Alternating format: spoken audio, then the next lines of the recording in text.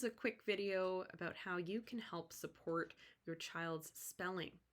Now, the formula I'm about to show you has about 5 steps and is pretty helpful for any student who's in and around Barton level 3 and a little bit into level 4.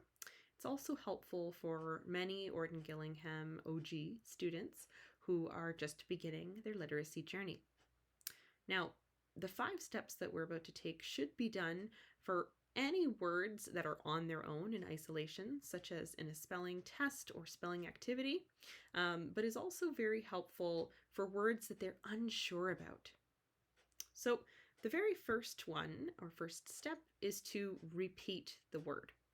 So verbalizing this word helps to ensure that they've heard it correctly and that they understand what they're to spell. So if the word is cat, you'd have them say cat. Step 2 is they're going to slow that word down.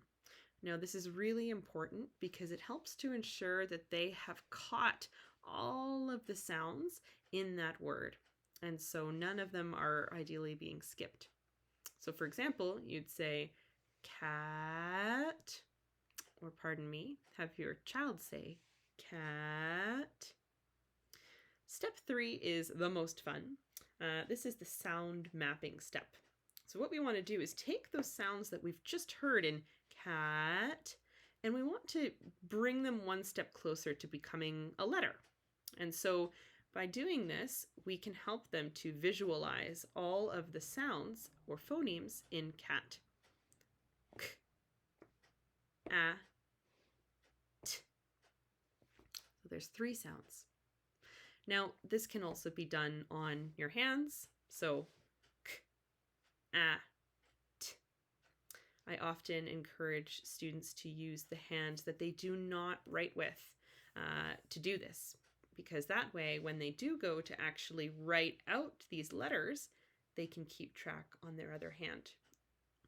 Okay, so I like this option of poppets or other manipulatives at home where they don't have to use as much of their working memory to recall what those sounds were and to do it all over again on their fingers. It's just here, they know that there's 3 sounds. So keeping this in view, you'd then have them take their piece of paper and move on to step 4, which is writing and saying each and every sound. So it'll look quite simply like this. K, a, t. Okay, and that matches what I have here.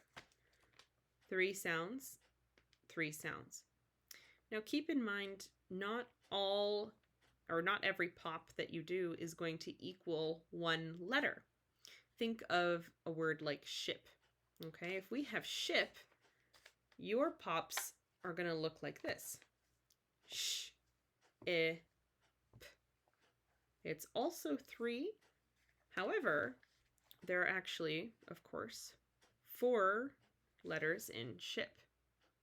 So at this point, if these are the kinds of words that your child is working on, they should already be quite aware that these double letter or digraph sounds are represented with 1 pop or 1 finger or 1, Lego piece or whatever you opt to use. Now, I totally understand this next part. Often kiddos write a word and they're so pumped, they're happy, they just want to move on with it. Get on with the show. But we don't want them to just leave, because we want them, of course, to check and really be sure that this is the word that they want. So I don't have them just say the word back to me, because at this point, obviously, they know what they're supposed to have written. So they're just going to say it back to you if you ask them that. Instead, I want you to ask them to slowly blend those letters together and see if it's the word that they want. So cat, cat. Perfect. You can give them a check mark or encourage themselves to give themselves a nice big check mark after that, because our kiddos don't often get a ton of check marks, especially not for spelling. So it's good to help remind them that they have just done such a great job on that word. So hopefully that was helpful. And of course, depending on your child and where they are, there are different considerations that we bring into spelling words. And that may include, the consideration of multisyllable words or words with prefixes and suffixes. So that's to come, but for now, if you've been referred to this video, it is because your child is working very likely on closed syllable words, perhaps some vowel-consonant-e's, but there are procedures for this. Okay, so thanks again, and if you have any questions, please let me know.